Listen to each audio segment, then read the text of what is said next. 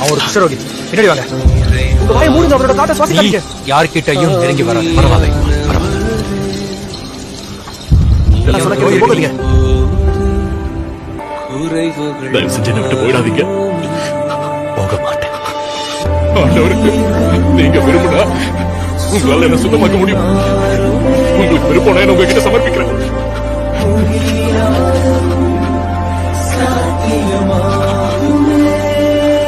எனக்கு விருப்பம். நீ சுத்தம்.